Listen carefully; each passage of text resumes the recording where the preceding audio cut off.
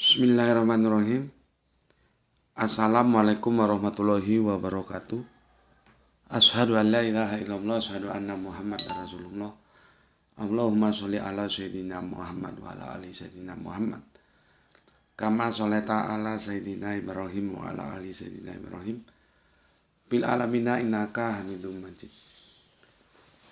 Sebelumnya kita panjatkan dahulu doa kepada Gusti Allah Agung untuk saudara-saudara kita yang telah memberikan sholawatnya kepada channel dakwah ini, sehingga channel ini dapat dengan setia eksis hadir dalam ruang-ruang diskusi kalian semuanya dimanapun kalian berada. Tentu dengan sebuah harapan insya Allah sholawat itu akan menjadi catatan langit amal soleh bagi mereka dan keluarganya kelak, dan insya Allah akan terbalaskan dengan balasan yang lebih baik lagi. Kemudian untuk seluruh pewer terkasihku dimanapun kalian berada, di mancanegara, di dalam negeri, aku ucapkan terima kasih atas apresiasinya. Semoga selalu always dan tidak pernah never tetaplah bertumbuh menjadi satu pribadi tangguh yang anti skip dan anti download. Bagi yang berkenan silakan saja di share tapi linknya, link kajiannya. Jadi jangan diunduh lalu dipotong-potong dan diunggah ulang. Apalagi terus diadu-adu sama video lain yang juga potongan.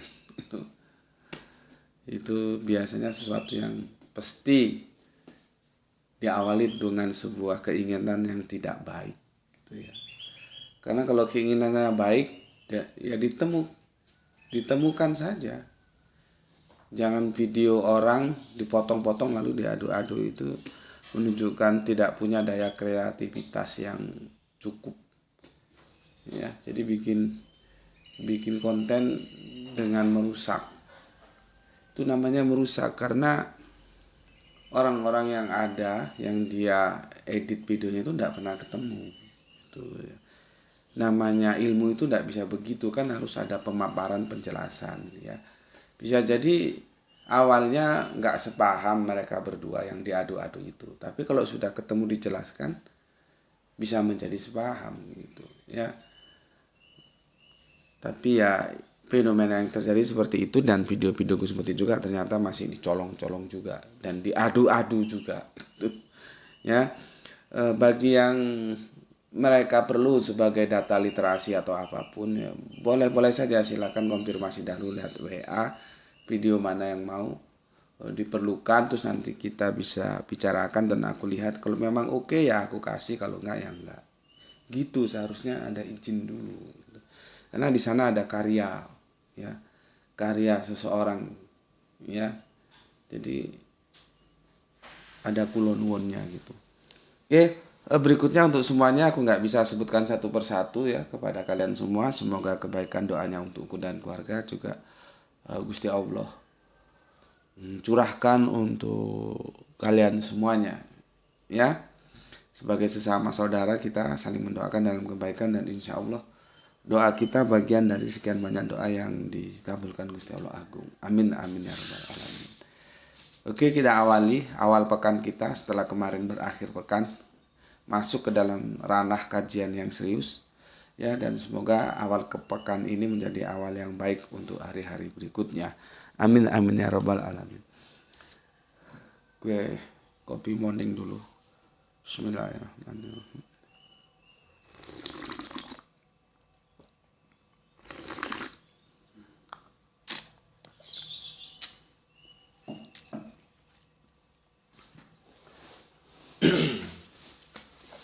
Aku minta kalian yang lebih ekstra lagi ya melihat video kajian ini, karena ini agak jelimet. Ini termasuk yang opo-opan jelimet gue man karo aku. Jelimet. Ya apa ya? Rumit mungkin gitu ya. Mungkin rumit. Tapi sebetulnya ada yang lebih rumit lagi. Ya, faraid itu lebih rumit lagi. Faraid itu ya hukum-hukum faraid itu lebih rumit menjelaskannya. Aku kadang-kadang baca aja sampai males karena ribet gitu ya. Faraid itu waris itu ya. Kalau tijaroh itu hukum-hukum eh, apa ya? Tijaroh itu seperti jual beli perniagaan gitu ya. Kalau ini kan kita tentang hukum-hukum pernikahan. Ini juga pernikahannya ini basicnya kan iman ya. Ini masih lumayan apa ya, rumit ya. Nanti lebih rumit lagi kalau yang pijakannya keluarga. Itu aku baca juga jenuh. Rumit itu ya. Kalau ini kan iman ya, ini rumit tapi masih mendingan. Kalau sudah yang pijakannya itu nanti ya, bagaimana boleh nggak menikahi saudara dari bapak kita, terus dari saudara ibu kita, terus dari satu nenek, terus sepupu. Aduh, uh, ribet gitu ya. Mungkin kalian bisa tanya kepada yang lain lah ya, yang lebih kompeten. Gue terus terang belajar itu, bacanya itu gue sudah anu ya, sudah merasa, waduh kok begini gitu, ribet ya.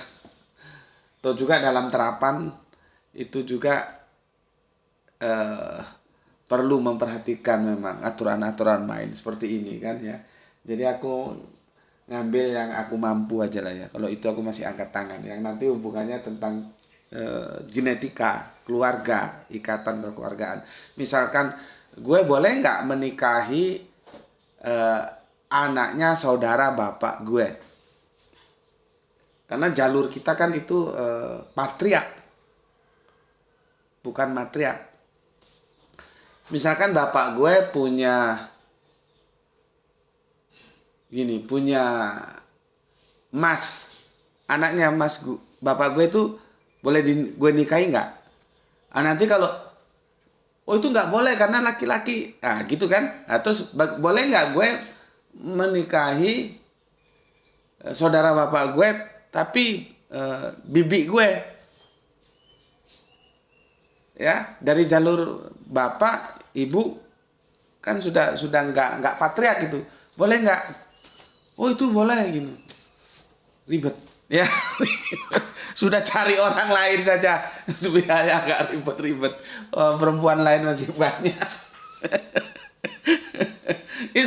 itu ada aturan mainnya, nggak sembarangan gitu ya. Nanti kalau aduh, belum lagi misalkan kan beda-beda itu ya. Misalkan dari jalur mama kita ya, nanti itu anaknya saudara mama kita dari saudara laki-lakinya apa saudara perempuannya, beda lagi aturannya ya. Makanya cari orang lain aja, masih banyak. Juga kalau menikahi orang lain kan tambah saudara ya, tambah saudara gitu ya, daripada menikahi yang masih ada hubungan kekeluargaan. Mungkin ada yang tanya, loh bagaimana itu sahabat Ali kok menikahi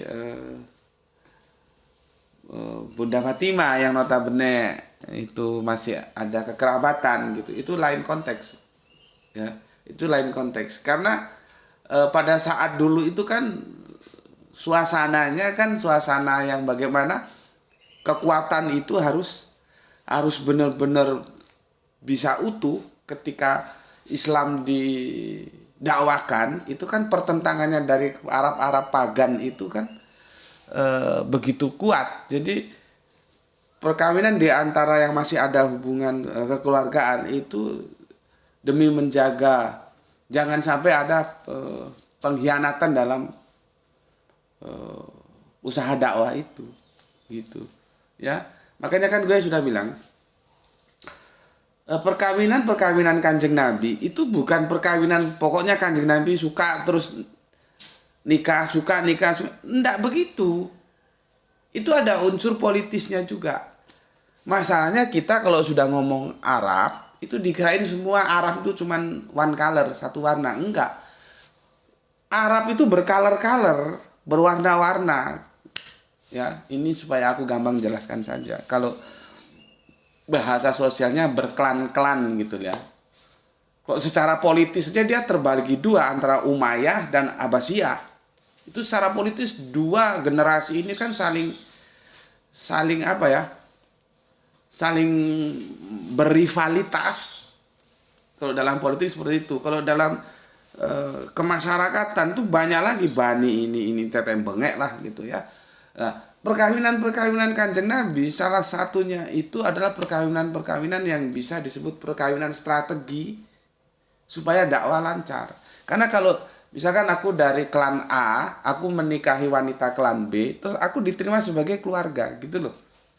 Jadi dakwah enak. Karena kita sudah diterima. Dakwah itu kan pertama kalinya kan kita harus diterima. Kalau nggak diterima sulit. Seperti ini, gue dakwah ke lu semuanya. Lu harus nerima gue dulu. Kalau nggak sulit. Ya, kalau nggak sulit. Itu fakta sosial seperti itu. Ya. Makanya kan sebetulnya perkawinan itu harus dilihat dari berbagai aspek. Bukan Kanjeng Nabi ketemu Mbah Henol terus nikah, ketemu lagi nikah. Enggak begitu. Ya, oke. Itu lain lagi halnya ya kalau perkawinan yang masih ada hubungan keluarga itu untuk membina kekuatan supaya kokoh. Makanya orang-orang yang bergabung dengan Islam pada saat itu kan harus melakukan baiat itu supaya jangan ada pengkhianatan. Jadi Nabi itu harus diberi garansi bahwa aman gitu ya, jangan sampai ada pengkhianatan di dalam gitu.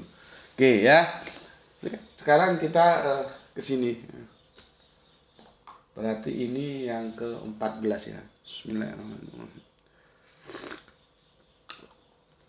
Gue udah sampein ya, kita bahas nikah ini yang pembedanya yang iman aja ya, yang masih dalam satu kekeluargaan itu enggak dah, gue enggak mampu dah, lu cari tempat lain lah.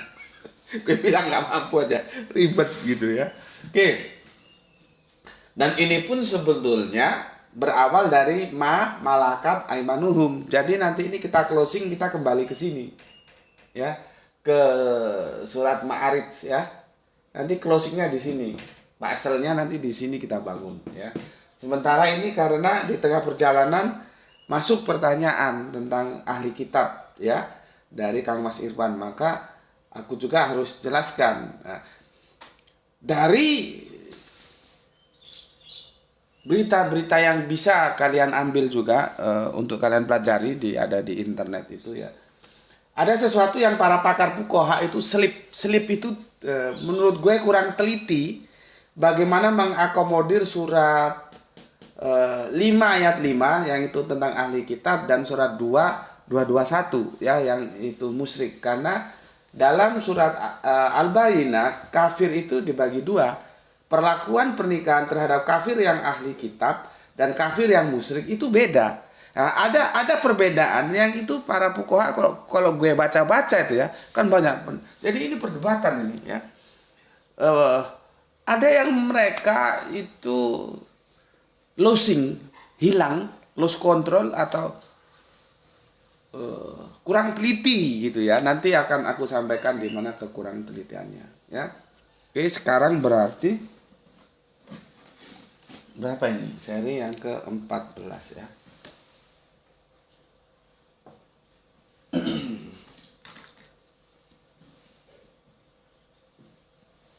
Kalau dalam tradisi Jawa itu ada yang namanya peknggo. Peknggo.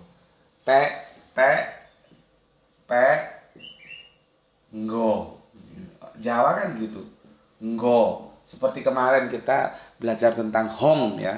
Ternyata hong itu ho dan ngo ya. Hong yaitu ho huruf awal dan ngo huruf akhir ya. Jadi alfa omega. Jadi wal awalu wal akhiru. Jadi hong itu adalah merujuk kepada Gusti Allah Agung gitu ya. Jadi gini, seperti ini nggo juga nggo, pe nggo.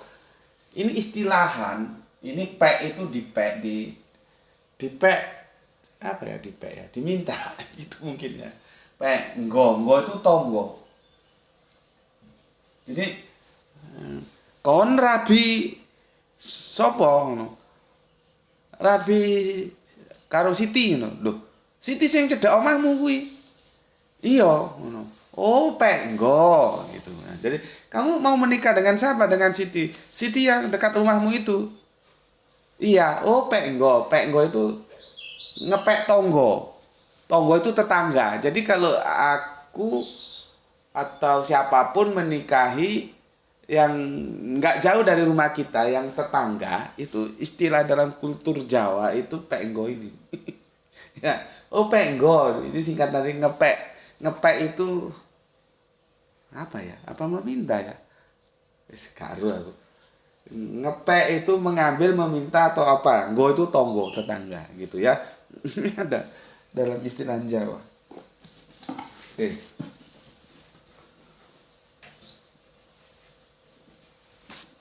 Kemana ini yang bisa? Graito, tolong dong ini kasih air. Bapak nggak bisa ngapus ini kalau nggak dikasih air, hapusannya nggak bisa mudah. Bapak lupa tadi. Ini kasih air. Oke, berarti seri yang ke-14 ya. Sebelum ke sana ya, gue baca dulu komen yang masuk dari kalian semuanya sebagai bentuk apresiasiku ya, penghormatanku untuk kalian semuanya. Oke, pertama untuk Kang Hermana Natawijaya, Assalamualaikum. Waalaikumsalam ya, warahmatullahi wabarakatuh. Hadir nyimak Gus, salam Isra buat semuanya. Nggih, atur nuhun Kang Hermana Natawijaya, kumaha pawartosna Kang. Di dieu mah tiris. Dingin. Oke, dari Bandung kita terbang ke utaranya Sumatera ya, selatannya Aceh yaitu Medan. Ada jagoan kita Kang Usman Kam yang sudah kembali dari Barat Tengah ya. Dari Barat Tengah. Alhamdulillah hadir Gus. Semoga guru bersama keluarga selalu sehat dan begitu juga dengan saudaraku yang ada di channel dakwah Islam Rasional ini, Usman Kam Medan. Mantap. Malai teh kodang Tuhan menasudi ya teh untuk saudara kita Lai Saragi Usman Khan ya yang ada di Medan ya. Semoga juga bahagia bersama keluarga dan saudara-saudari sana. Nggak tahu balik lagi nggak ini ke Barat Tengah ini ya. Salam Islam rasional untuk semuanya yang di sana. Mau teh godang sudi ya teh. Kalau mau teh godang itu terima kasih banyak gitu ya. Kalau mau lihat teh itu terima kasih gitu ya. Godang itu sebetulnya besar tapi bisa menjadi banyak ya. Godang itu banyak. Kalau besar itu balga ya. Nanti ada begu ganjang itu, begu itu hantu, ganjang itu tinggi. Jadi dia tinggi. Biasanya kalau tinggi itu juga besar ya. Itu dalam antropologis Batak seperti itu. Yang terkenal itu begu ganjang. Mereka sebetulnya punya agama budaya juga. Kalau di Jawa Kejawen, kalau Batak itu Parmalin ya. Baru kemudian setelah Belanda masuk, di sanalah terjadi penyebaran kekristenan ya, sehingga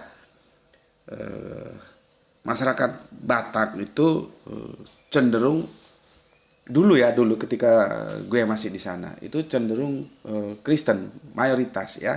Cuman dengan perubahan keadaan sekarang alhamdulillah sudah banyak, bahkan sudah ada yang jadi ustadz juga ya dari saudara kita Batak ya. Kalau dulu Batak itu identik dengan Kristen. Nanti baru yang di utaranya itu Aceh itu identik dengan Islam. Jadi tipologi teologis Sumatera Utara itu seperti itu. Nanti di tanah Batak itu yang Islam itu diwarnai oleh rumpun Melayu. Jadi Melayu itu Islam. Ya, nanti dua besar Melayu dan Batak. Kalau Bataknya Kristen gitu ya. Oke. Selanjutnya dari Rahani ya. Assalamualaikum Tuan Guru. Waalaikumsalam. Ya, nembe uih di gunung pas pulang langsung ngaji Ustadku. Oh, mantap. naik gunung ya. Kemarin kita diskusi tentang gunung ya. Itu kalau kalau yang di kalau yang masuk grup WH insya Allah sudah paham karena di sana lebih aku jelaskan lagi ya. Nanti yang tentang gunung kemarin itu eh, nggak tahu apakah perlu diperjelas lagi atau enggak, kita lihat keadaannya. Tapi aku berikan penjelasan itu sebagai penjelasan untuk kalian semuanya, itu terjemahannya bermasalah itu. Bermasalah. Makanya kalau ada yang tanya tentang ayat-ayat itu, bawa sahabat diskusimu itu ke original teks ya. Antimida itu diterjemahkan berbeda dan itu jadi masalah. Tapi kalau dibawa ke original teksnya itu sama, antimida gitu ya. Timida atau tamadu kemarin, sorry lupa ya. Kamu lihatlah dulu. Sehingga eh, bisa mendapatkan gambaran yang jelas. Kalau yang di grup WA, yang masuk grup WA sudah aku jelaskan di sana ya. Oke. Kalau ini naik gunung, pas kemarin kita bercerita tentang gunung ya. Kemudian Pak Abdul Muluk, Assalamualaikum, Waalaikumsalam, dari Sedang dinyimak Gus, semoga keluarga di Batu sehat selalu dan diberikan rezeki yang berkah. Salam Isra, selamat berakhir pekan dan bahagia selalu untuk saudaraku semua di channel ini. Mantap, Waalaikumsalam. Terima kasih untuk Bapak kita, Bapak Abdul Muluk yang ada di Serdang, dan salam Isra untuk semuanya yang di sana. Kemudian Kang Saran Gipari menyemak setelah lohor. Oke, mantap di siang hari yang terik ini. Enak sambil makan lumpia yang pedas. Oh, begitu kah? Kita lanjutkan dari Bandung Utara bagian barat ya, atur nuhun, salam Isra semuanya, ke Malang ya, daerah Singosari. Assalamualaikum Gus. Waalaikumsalam. Gus, itu peci Mickey Hat kah yang biasa dipakai serdadu ya, serdadu. Wow. Oh, ini UAS ini. Yang biasa dipakai UAS. Salam Isra, salam Isra juga untuk semuanya. Gue nggak tahu UAS pakai yang seperti apa ya. Jadi nggak bisa gue jawab. Itu peci hadiah dari teman dakwah ya. Dia pakai bagus, gue minta boleh nggak, boleh, terus dikasih itu. Jadi dia beli berapa gitu, terus teman-temannya dibagi gitu. Waktu kita ada acara undangan kajian di Jombang ya. Kalau yang UAS gue nggak tahu dia pakai yang model apa, jadi gue nggak bisa jawab ya. Oke, terima kasih untuk Kang Yudi, kemudian Kang Azus Mas Duki, yes, oke, hadir yang ketiga. Kemudian Pak Lurah kita, Pak Ikhwan Tamim, izin mak Gus, salam Isra, sholawatku cuma anti skip dan anti download. Semoga kita semua deskrip channel ini bisa bersolawat ke channel sesuai kemampuan masing-masing. Oke, terima kasih Bapak ya, dan matur numbah nun atas 5 merah hatinya. Ya. Benar apa yang disampaikan oleh Bapak kita, Bapak Ikhwan Tamim, sesepuh kita ini alumni IAIN ini. Bukan orang sembarangan. Ya. Pernah menimba ilmu ke almarhum Bapak Azamadi Ashar, semoga Allah merahmati tidur panjangnya. Benar sekali ya, bersolawatlah sesuai kemampuan atau berdasarkan kemampuan masing-masing. Dan yang paling tahu kemampuan kalian akan bersolawat dengan cara apa, yaitu kalian sendiri. Gitu. Karena gue juga nggak mau kalau kalian memaksakan, nggak mau. Gue nggak mau ya. Bersolawat menurut kemampuannya masing-masing gitu. Seperti kan gue pernah cerita, tapi sampai sekarang gue cari nggak tahu kemana itu tukang parkir ya. Sebetulnya mau gue kembalikan dan gue lebihin lah ya, kasihan. Bayangkan tukang parkir itu, satu parkir itu 2.000 untuk mendapatkan 100.000 itu ya tinggal 100.000 bagi 2.000, berapa kendaraan yang dia parkir. Masalahnya apakah dia parkirnya itu sore sampai, kalau siang dia nggak ada, sore sampai jam 10-an lah ya. Apakah dia dapatkan 100.000 itu ya? kan gue pernah cerita itu ya, gue sama Ustadz Ahmad sama Gusur ya, bertiga kami ya habis ngaji mau cari kopi ketan gitu ya, terus diparkir sama beliaunya, dan gue langsung, nah kalau gue mesti nggak kenal dia, dia mesti kenal gue gitu kan, karena dia rajin nonton di sini, akhirnya berpelukan gitu ya. Terus dia bilang, saya nggak sekolah Gus, saya nggak berani komentar gitu. Nah nggak apa-apa, tulis aja komentar, nggak apa-apa kok, nggak apa-apa. Karena nanti kan kalau salah kan ya dibenerin gitu. Jadi substansinya gitulah ya, dia nggak berani komentar karena nggak sekolah atau gimana. Intinya dia merendahkan dirinya gitu ya. Jadi nggak berani komentar. Terus gue bilang nggak apa-apa, komentar saja, nanti kalau salah kan dibenerin gitu. Terus dia bilang, saya kemarin bersolawat Gus gitu. Itu sebetulnya gue berat gitu loh ya, gue nggak mau juga begitu ya. Intinya kalau memang nggak mampu nggak usah ya. Makanya benar seperti Pak Lurah kita, Pak Ikhwan Tamim, bersolat itu sesuai kemampuan, dan yang paling mampu itu ya seperti yang aku jelaskan, gajah ya, menyumbang gajah, semut dan semut, itu yang paling tahu kalian dan Allah ya. Tinggal kalian kepantasannya di mana, kan kalian nggak bisa membohongi Gusti Allah. Kalau kamu sudah dikasih wanhar ya, terus kamu tidak mendukung, tidak bersolawat, tidak melakukan wanhar ya, sudah dikasih kausar maksudku, tidak kamu sisihkan untuk dakwah ya, ya terserah saja kan. Kanjeng Nabi bilang, kalau kamu memang tidak punya malu, lakukanlah apa yang kamu mau lakukan gitu. Ada nggak rasa malu kita terhadap yang memberi? Toh yang kita miliki itu bukan milik kita gitu. Dan Allah minta hanya wanhar, sisihkan. Sisihkan itu mesti lebih sedikit daripada yang telah diberikan Allah kepada kita kan gitu ya. Oke, kembali yang tadi ya, sekarang aku cari mas parkirnya nggak ketemu ya. Tapi ada saran dari teman, jangan dikembalikan karena dia juga ingin berpartisipasi dalam sholawat gitu. Dan akhirnya sampai sekarang enggak gitu ya. Oke, aku merujuk Kanjeng Nabi juga kan. Kita kan punya guru kita Nabi. Bagaimana ketika sahabat Abu Bakar yang merangkap mertuanya memberikan semua kekayaannya untuk bersolawat dalam dakwah, Kanjeng Nabi kan enggak mau. Jangan gitu kan. Terus ditanya, bagaimana keluargamu? Aku titipkan kepada Allah dan Rasulnya atau gimana gitu jawabannya. Kanjeng Nabi tidak mau. Jadi ada kepantasan gitu ya. Kanjeng Nabi tidak mau. Terus Kanjeng Nabi hanya mau menerima berapa itu? Ingat gue sepertiga, tolong dikoreksi kalau salah ya. Dari total kekayaannya sahabat Abu Bakar itu kan mau dikasihkan semua, totalitas itu, tapi tidak boleh. Artinya juga seperti yang apa dikatakan oleh Bapak Ikhwan Tamim kita, Pak Lurah kita, bersolawat itu sesuai dengan kemampuan masing-masing. Yang tahu kemampuan kalian ya kalian sendiri. Pantasnya itu seberapa dan bagaimana caranya gitu ya.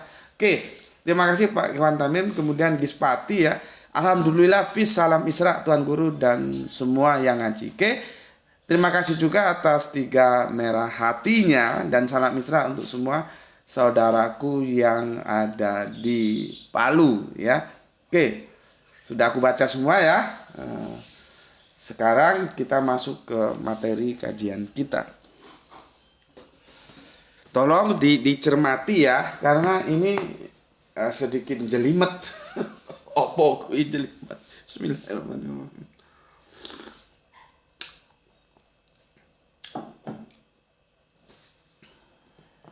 Ya, kalau ada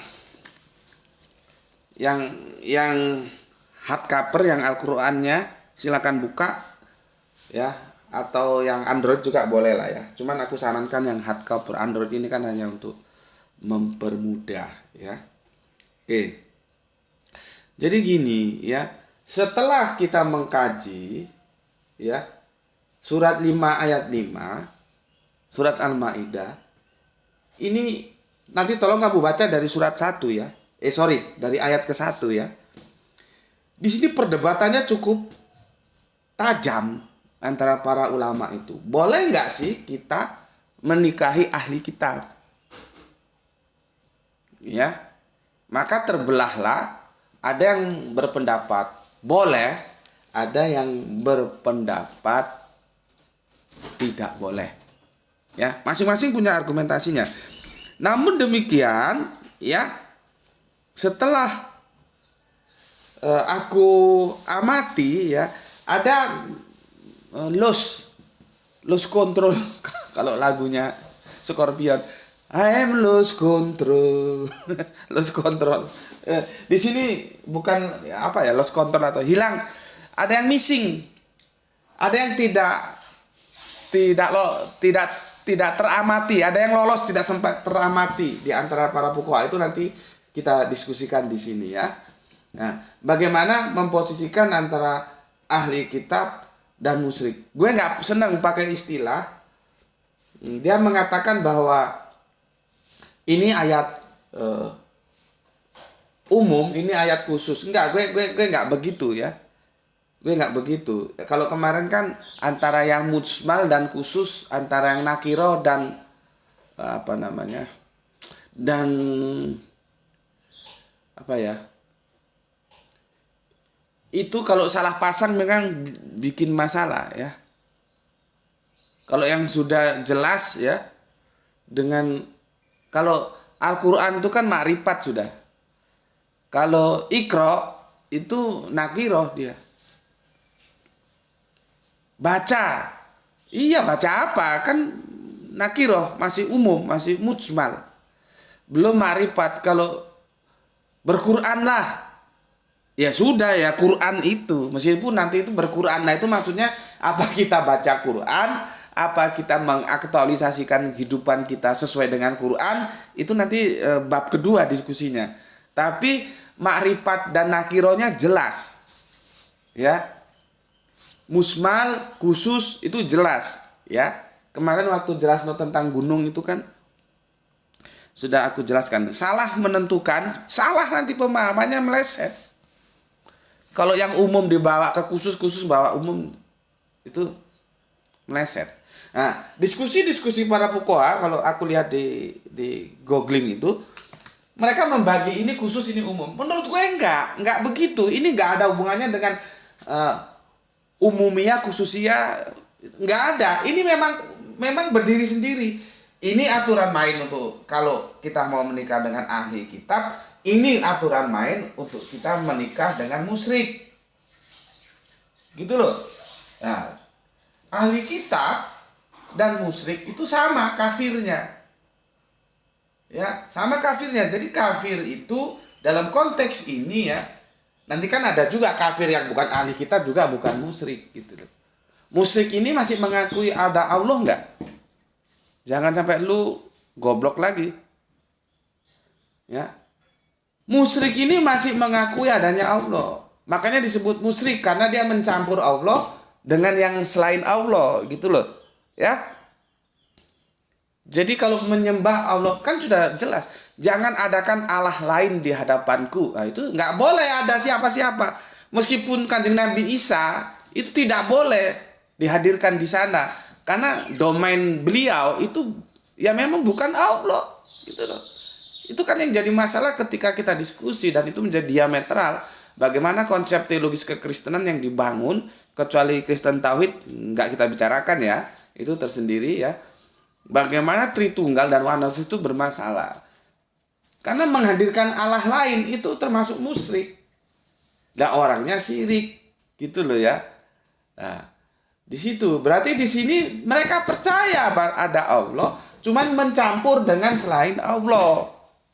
Di sini. Kalau di sini dia tidak mencampur. Dia tetap teosnya itu alif lam lam ha atau YHWH. Tetapi dia dari pendahulu kita, yaitu Yahudi dan Nasrani. Itu yang dimaksud ahli kitab. Ya. Dan aku sudah jelaskan apa ahli kitab secara terminologi dan apa ahli kitab secara etimologi. Kita secara etimologi, ya, kita ini ahli kitab. Kalau secara terminologi kita baca Quran, maka kita bukan ahli kitab. Ahli kitabnya itu Yahudi dan Nasrani. Maka nanti ada ahli kitab, ada ummi, kan begitu. Ahli kitab itu menerima kitab, ummi itu belum menerima kitab. Kita belum saat itu.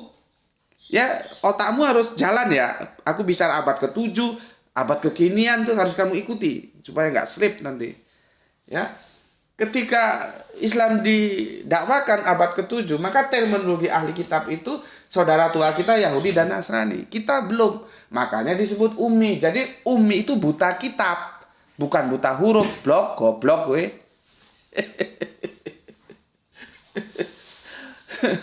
Orang Arab itu jauh sebelum Islam masuk itu sudah jago tulis menulis. Lomba-lomba syair itu ya. Di hari-hari tertentu ditempel di Ka'bah itu siapa paling jago syairnya. Mereka jago itu. Aku punya saudara Yai Rofi itu syair-syair Arab, oh bagus sekali. Ketika angin menebarkan salam lewat padang-padang pasir yang begitu luas, ada sejuta kerinduan yang menggantung di atas langit. Bagus dia kalau bikin sastra. Ya, sastra Arab itu bagus kalau diterjemahkan. Jadi ummi yang dimaksud apa? Nanti kalian baca surat Al-Jum'ah. Ya, surat Al-Jum'ah. Itu kan dikatakan yang ummi itu siapa dan bagaimana. Nah, Kanjeng Nabi jelas disuruh membacakan.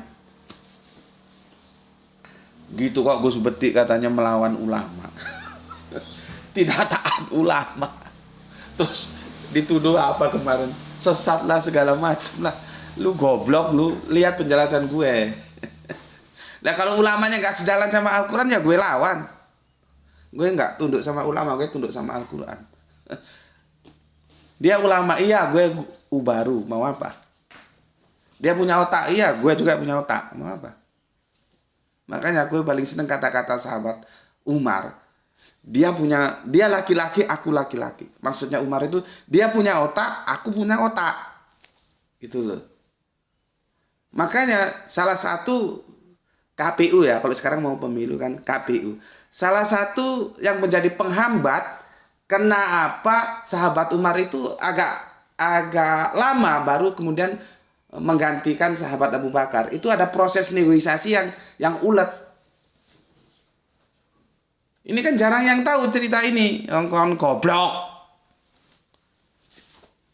Itu ulet itu, nggak terus sahabat Abu Bakar wafat terus digantikan Umar, enggak. Karena ada tim KPU-nya, gitulah gampangnya. Terdiri siapa saja itu gue lupa, gue dikasih tahu. Ya, ada persyaratan yang sahabat Umar enggak mau. Persyaratannya itu sahabat Umar diminta dalam pemerintahannya itu melanjutkan apa-apa yang sudah dilakukan oleh sahabat Abu Bakar. Sahabat Umar enggak mau.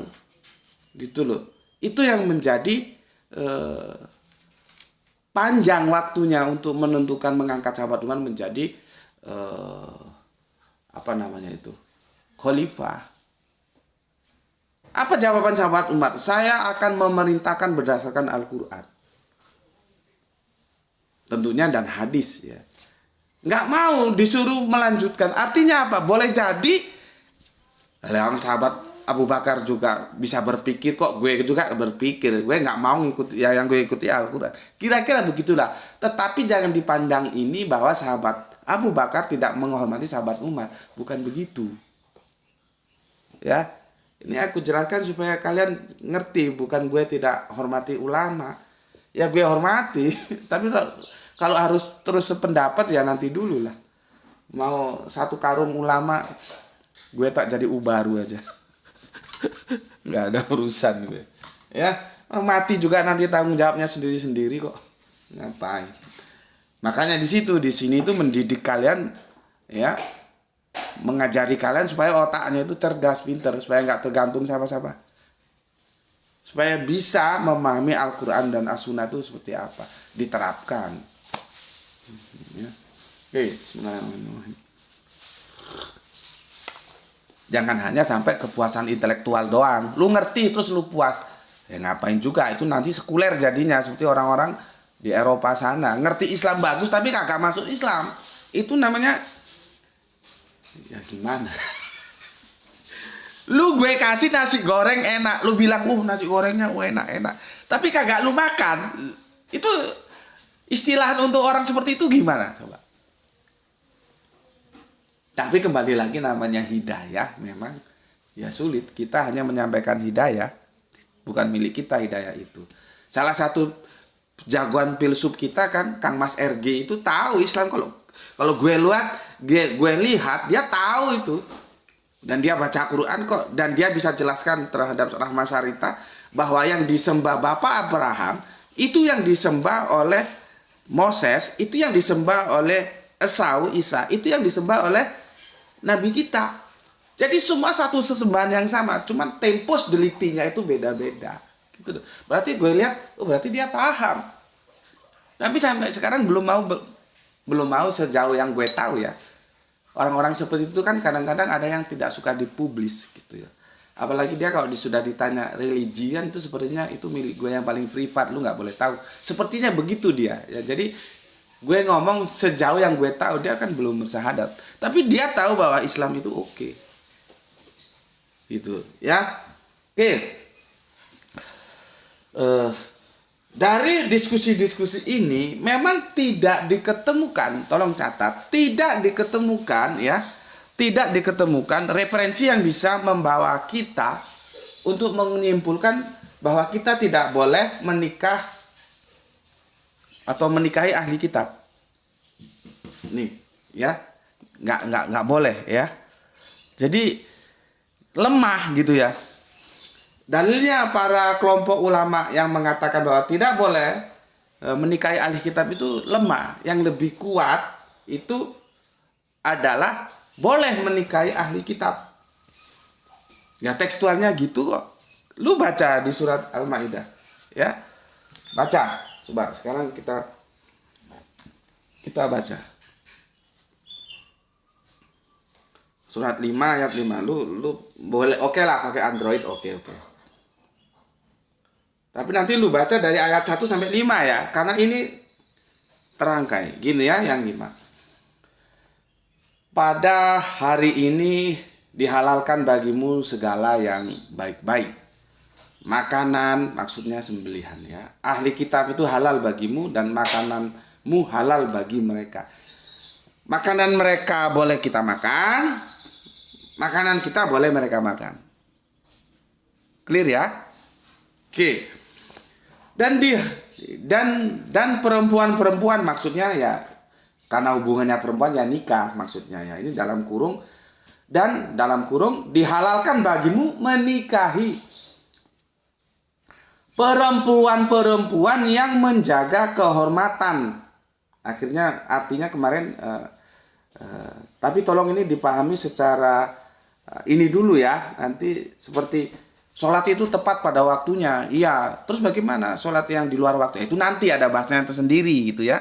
Kan ada apa namanya itu? Ada jamak, ada qasar itu ya lain lagi. Nah, di sini juga begitu ya.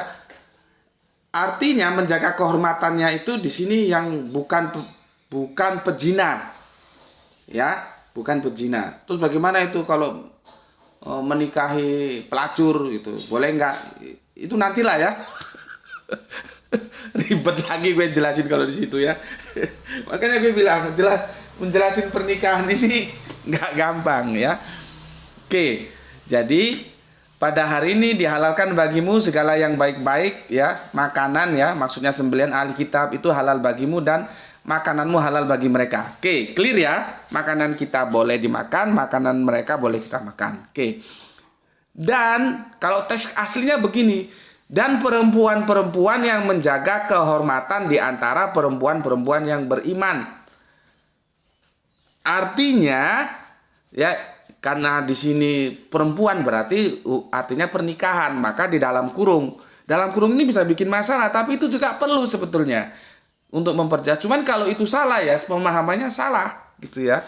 Di sini di dalam kurung dihalalkan bagimu menikah. Jadi kita boleh menikahi perempuan-perempuan yang menjaga kehormatan, bukan pezina, ya. Jangan tanya dulu kalau pelacur itu gimana, kalau punya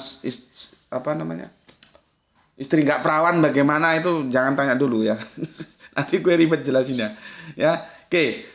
Kemudian di antara perempuan-perempuan yang beriman. Oke ya, lihat terus. Ini yang paling stressing pointnya.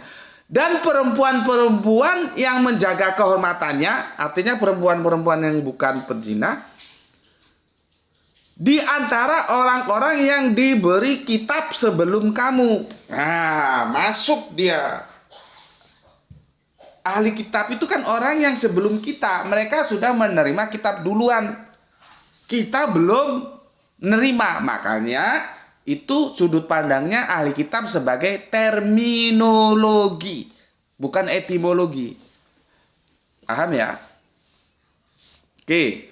Jadi boleh menikahi ahli kitab. Tapi boleh yang bagaimana? Ini diskusinya berat ini. Ya, gue lanjutin dulu ya. Gue ulang sampai mana tadi ya.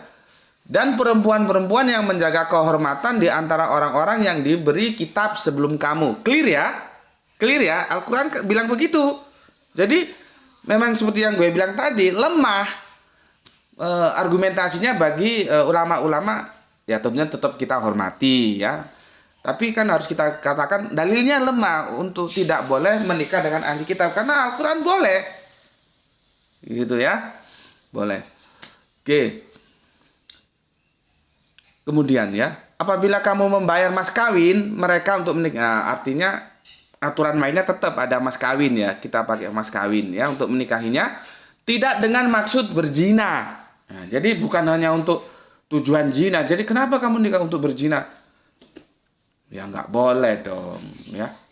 Makanya gue bilang nikah itu sebetulnya tujuan utamanya bukan melegalisasikan sesuatu yang tidak boleh menjadi boleh. Itu yang berikutnya ya. Karena kalau itu dilakukan di luar pintu nikah namanya zina ya. Tapi yang paling utama adalah pernikahan itu, ini gue bolak-balik supaya lu paham ini. Peralihan tanggung jawab dari seorang bapak, dari seorang putri kepada laki-laki yang menjadi suaminya. Itu sebetulnya pernikahan utamanya itu di sana. Jadi gue ya sama bidadari kecilku Ranti ya, itu tanggung jawab gue. Nanti ada apa-apa tentang dia, gue yang dituntut sampai dia menikah.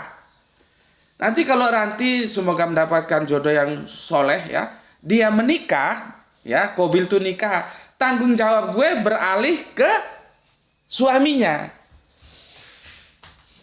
Nah ini kan jarang orang tahu. Orang khotbah nikah aja geblek. Yang dibaca, kalau boleh sujud manusia sama manusia, istri harus sujud kepada suaminya. Itu geblek gitu. Nggak tahu asbabun nusul ayat itu gimana. Hadis itu gimana. Kan banyak ya. Khotbah nikah yang dibaca itu nggak tahu asbab nusulnya itu untuk apa. Kan gue sudah ceritain itu. Itu bukan tentang ketaatan istri terhadap suami, enggak. Konteksnya enggak di sana. Itu bukan dalam konteks relasi berumah tangga antara suami istri. Enggak, konteksnya enggak ke sana. Kok jadi ngawur. Itu nggak salah sudah gue jelasin ya. Nanti kalau ada yang kurang jelas tanya ya. Oke, tidak untuk berzina ya.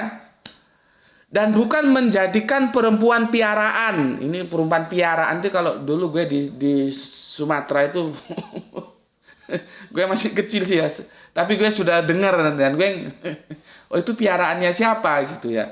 Artinya dia punya anak, dia punya istri, tapi di tempat lain dia punya juga istri, tapi itu statusnya sebagai piaraan. Mungkin kalau tepatnya bahasa kekinian itu selingkuhan, kira-kira begitulah ya. Jadi bukan untuk berzina, bukan untuk perselingkuhan. Jadi kalau nikah ya nikah aja. Sebagaimana harusnya kita menikah ya orang tahu banyak, terbuka, semua ngerti gitu loh. Jangan main peta umpet. Nggak boleh begitu. Nikah ya nikah aja biasa gitu ya. Oke. Berikutnya, jadi nggak boleh ya, bukan untuk berzina, bukan untuk piaraan. Oke. Kemudian, barang siapa yang kafir setelah beriman, ya, maka sungguh sia-sia amal mereka dan di akhirat termasuk orang-orang yang rugi. Nah, nanti kita jelaskan istilah murtad itu sepertinya bagaimana. Ya, kan ini dijelaskan kafir setelah beriman. Awalnya kafir, beriman, kafir lagi. Berarti dia apa? Yang murtad itu yang bagaimana? Apakah memang dari dulu dia sebetulnya ya dia bukan mu'alaf, ya, terus dia keluar dari Islam. Apakah itu murtad? Ataukah yang murtad itu dia kafir terus dia mu'alaf terus murtad lagi? Nah, itu juga belum didiskusikan ya, dan jarang orang membahas itu gitu. Oke. Sekarang dari sini ya. Dari sini ya kita tahu begini ya.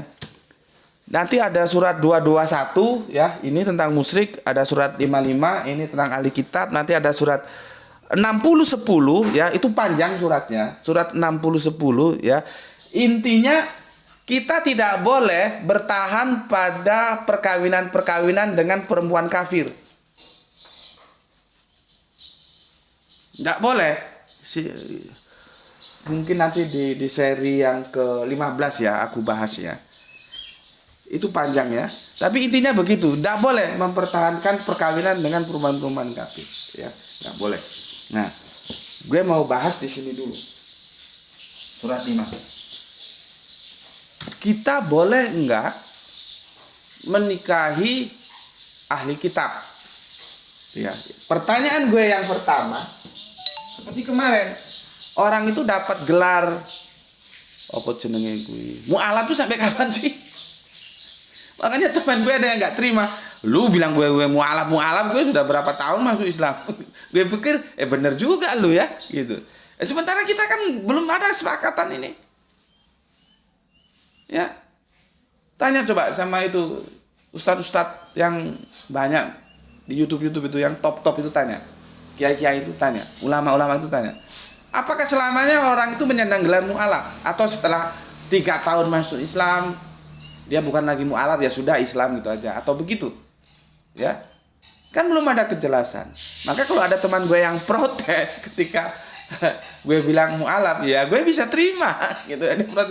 Lu bilang-bilang gue mu'alaf terus, gue sudah dari lama berislam gitu. Tapi pikir, oh bener juga lo gitu. Nah, sekarang pertanyaan gue, boleh menikahi ahli kitab? Pertanyaannya, apa masih ada ahli kitab?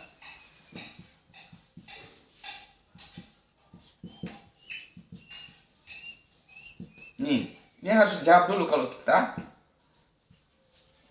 Ya, masih ada nggak sekarang ahli kitab? Tuh. Seperti kita bahas ma malakat aimanuhum yang itu berhubungan dengan perbudakan. Sekarang kan budak sudah nggak ada.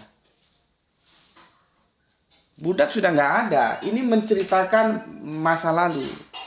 Kan Al-Quran itu berkata peristiwa masa lalu, peristiwa yang sedang, dan peristiwa yang masa depan. Jadi Al-Quran itu memenuhi 3 masa. Ini masa lalu. Cuman ini insidentil atau kasuistis. Artinya karena ini terjadi pada suasana perang, ini bisa terulang lagi nih kalau misalkan ada perang lagi. Kalau nggak ada perang lagi ya nggak ada ya. Tetapi kalau ahli kitab ini nggak bisa ya, sama-sama masa lalu. Ahli kitab itu kan masa lalu yang makanya lihat semua nabi itu muslim tapi tidak semua nabi Islam. Itu masa lalu. Dan kita kan nggak mungkin kembali ke masa lalu. Makanya kalau lu Islam ya, terus lu jadi Nasrani, itu lu kembali ke masa lalu. Bukan itu tidak diakui ya. Islam mengakui, kan gue bilang itu dinullo, itu Nasrani itu. Yahudi itu dinullo. Tapi kalau lu ke Nasrani, lu salah lahir. Tempusnya salah lu, salah waktu lahir. Kecuali lu lahir di zaman kenabian Kanjeng Nabi Isa, baru lu menjadi Nasrani. Kalau sekarang lu tetap menjadi Nasrani, lu salah lahir, bos. Begitu juga lu jadi Yahudi, lu salah lahir. Kecuali lu lahir di zaman kenabian Kanjeng Nabi Musa atau Moses. Jadi ini kita berbicara ke belakang dan itu tidak bisa kembali. Seperti ini masih bisa kembali karena ini suasana perang ya. Kalau perang ini bisa terulang lagi gini. Ya. Karena kan perbudakan dalam Islam itu efek dari masalah-masalah sosial yang ditimbulkan oleh peperangan. Ya, adanya budak gitu ya, bukan warisan budaya masa lalu, dan Islam anti perbudakan. Ya. Oke. Kalau di sini nggak bisa. Ya, you mau Islam, nggak mau ya terserah, tapi bukan berarti ahli kitab itu bisa hadir lagi. Makanya pertanyaan gue ya, sebetulnya penjelasan ini tempusnya kapan? Coba. Ini tempusnya kapan? Kan ada yang bilang, ahli kitab itu bagaimana? Maka dijelaskan, ahli kitab itu adalah orang yang bernasrani. Nasraninya itu sama persis yang diajarkan oleh Kanjeng Nabi Isa. Oke, setuju kita kan? Kenapa perlu penekanan sama? Karena dalam sekian kurun waktu agama itu bisa bergeser dan berubah. Sudah nggak sesuai dengan ajaran nabinya. Padahal namanya masih tetap. Wadah tempatnya tetap, tapi isinya sudah berubah. Entah itu bertambah, entah itu berkurang, itu hal lain. Makanya dapatkan penekanan.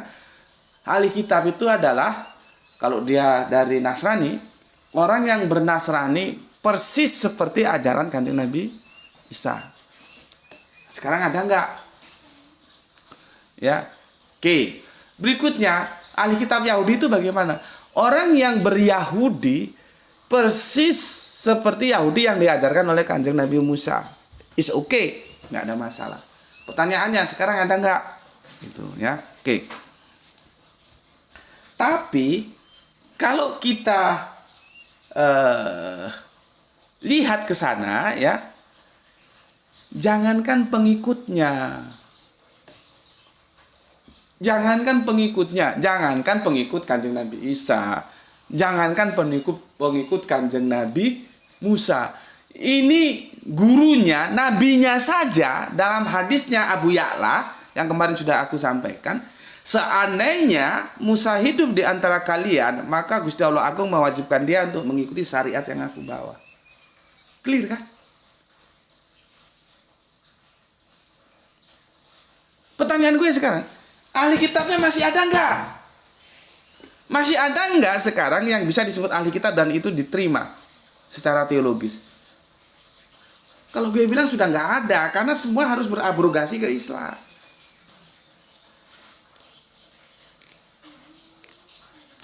Gitu. Ya.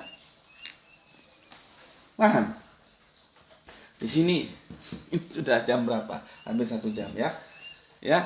Tetapi ini juga gue belum bisa mencerna secara jelas ya. Kalau lu baca dari mulai ayat 1 sampai ayat 5 ya. Coba kita buka ya. Buka ayat 1 sampai 5 ya. Surat Al-Maidah. Nanti ketemu di ayat yang ketiga ya. Yang ketiga begini. Bismillahirrahmanirrahim. Langsung terjemahannya aja ya. Waktunya sudah kurang 2 menit. Diharamkan bagimu ya bangkai darah daging babi dan hewan yang disembelih bukan atas maksudnya nama Allah ya. Nah, ini kan jelas. Sesembahan kita itu juga sesembahan ahli kitab. Karena Allahnya sama. Kenapa kita boleh makan sesembahannya? Karena mereka juga menyembelih atas nama Allah. Kita menyembelih atas nama Allah. Cuman di era mereka itu ya bukan Allah, bukan alif lam lam ha ya. Secara sejarah mereka menyebutnya YHWH. Gitu loh ya. Jadi kenapa boleh saling memakan? Karena kita menyembah atas nama satu personal yang sama, yaitu yang kita jadikan sesembahan Gusti Allah Agung atau Alif Lam Lam Ha. Itu masalahnya. Kalau yang lain kan kita tidak tahu di atas nama siapa. Oke, aku ulangi. Diharamkan bagimu dalam kurung memakan ya, bangkai, darah, daging babi dan hewan ya yang disembelih bukan ya atas Allah, maksudnya atas nama Allah. Ya. Yang tercekik, yang dipukul, yang jatuh, misalkan yang ditanduk, misalkan sapi bertarung dengan sapi, kan kadang-kadang bertarung mereka terus mati, itu enggak boleh ya dimakan. Dan yang diterkam binatang buas ya, kecuali yang sempat kamu sembelih. Nah, itu artinya lain lagi kan, sebelum napasnya masih ada, masih itu langsung disembelih, itu lain lagi. Tentunya ya atas nama Allah juga. Nanti ada lagi yang buruan, hewan buruan tuh gimana? Itu ada aturan main lagi ya. Sekarang kita fokus ke pernikahannya dulu ya. Kemudian dan diharamkan pula dalam kurung yang disembelih untuk berhala ya. Dan ya, karena itu sesuatu perbuatan fasik. Oke. Pada hari ini orang-orang kafir telah putus asa untuk agamamu, maksudnya untuk mengalahkan agamamu. Sebab itu janganlah kamu takut kepada mereka, ya, tetapi takutlah kepadaku. Ya. Nah, ini stressing point-nya di sini. Ini kan bentuk sebuah proklamasi, ya. Lihat ini. Pada hari ini, nah, hari ini loh ya. Pada hari ini tentunya ini abad ke-7 dulu, gitu ya. Pada hari ini telah aku sempurnakan agamamu untukmu. Dan telah aku cukupkan nikmatku bagimu. Dan aku ridho Islam. Aku ridho Islam. Aku ridho Islam sebagai agamamu. Tetapi barang siapa terpaksa karena lapar, bukan karena ingin berbuat dosa, maka sungguh Allah Maha Pengampun, Maha Penyayang. Itu terkait makanan yang tadi ya, kasuistis ya. Kalau terpaksa lain lagi ceritanya. Tetapi yang mau aku bidik di sini, lihat ini. Pada hari ini aku ya, setelah aku sempurnakan agamamu untukmu dan telah aku cukupkan nikmatku bagimu dan telah aku ridhoi Islam sebagai agamamu. Islam itu sudah diproklamasikan. Jegrek. Di abad keberapa? Abad ke-7. Sebelum abad ke-7 belum ada Islam. Sebagai sebuah identitas agama, bukan nilai. Kalau Islam itu identitas agama. Ada Yahudi, ada Nasrani. Kalau nilai itu Muslim. Ini yang orang kadang-kadang kacau. Ya, artinya kan semua di luar Islam itu sudah tidak berlaku, sudah expired. Semua orang harus bermigrasi ke Islam. Masalahnya, ya, kawin dengan ahli kitab itu ada di ayat yang kelima. Ini ayat yang ketiga. Pertanyaan timbul, apakah pada saat itu ahli kitab masih diberikan kebijaksanaan? Nah, itu yang gue nggak bisa jawab. Lu coba tanya kepada yang lain. Terus hadis, ya, hadis, seandainya Musa masih hidup di antara kalian, Allah akan mewajibkan dia mengikuti syariat yang aku bawa. Itu lebih dulu mana dengan surat 5 ayat 5 ini? Itu yang gue juga nggak bisa jawab. Ya, coba lu cari referensinya, nanti kalau ada gue dikabarin. Ya, oke. Pertanyaannya, ahli kitabnya masih ada nggak? Nah, kalau konteks kekinian, maka gue jawab sudah kagak ada. Sudah kena hadis yang tadi itu. Musa saja, jangankan pengikut Musa. Seandainya dia masih hidup, harus mengikuti syariat yang aku bawa. Apalagi yang pengikutnya. Jadi kalau ditanya, kita harus diskusikan dulu. Makanya kan gue bahas dulu di depan itu ahli kitab. Nah, sekarang sudah tinggal aku mengerucutkan. Gue tanya sama lu, ahli kitab ada nggak?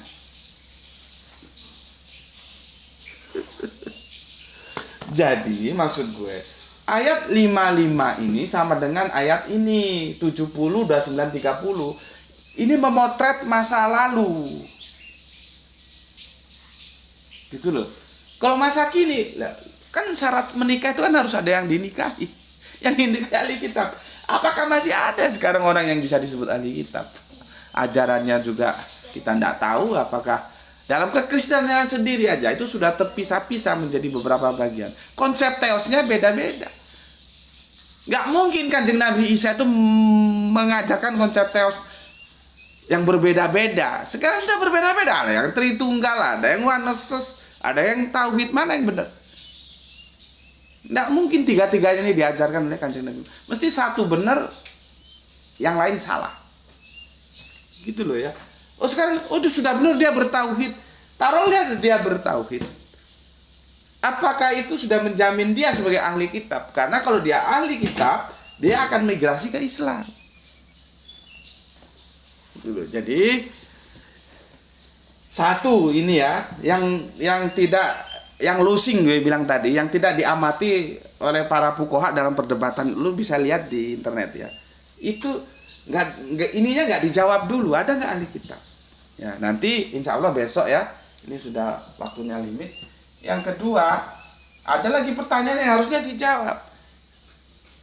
Ya, ini tentang gender, tentang laki dan perempuan. Insya Allah besok ya aku jelaskan. Sampai di sini dulu penjelasannya. Semoga ada manfaat yang kita ambil sehingga kita berhati-hati dalam membangun rumah tangga, karena nanti rumah tangga berbicara dengan generasi. Ya, bukan hanya lu nikah terus sudah urusan beres, enggak. Lah anak lu gimana? Kan itu masalahnya di sini ya. Baik yang mau mencari suami, baik yang mau mencari istri, mau yang mencari mantu ya. Mungkin ini bisa menjadi referensi ya untuk diperhatikan ya. Gue kata mungkin kan lu juga kan gak ngaji kan gak di sini aja. Mungkin lu dapat penjelasan dari yang lain, gue gak ada masalah. Silakan saja dikomparasi ya. Oke, sampai di sini dulu ya. Pesan aku, jaga Allah, jaga Kanjeng Nabi, jaga Al-Quran, jaga sholatmu, jaga Islammu dalam bingkai keimananmu yang paling dalam, tetapi tetap memberi hormat kepada saudara kita yang memilih jalan lain, karena mereka tetaplah saudara kita. Semoga yang belajar dan mengajar mendapatkan keberuntungan, yaitu rezeki yang barokah dan kesehatan yang prima. Ya, salam Isra untuk semuanya. Terima kasih telah mengalokasikan waktu untuk ngaji bareng gue seperti di channel ini. Ya, salam Isra, Islam rasional. Alhamdulillahirabbil alamin.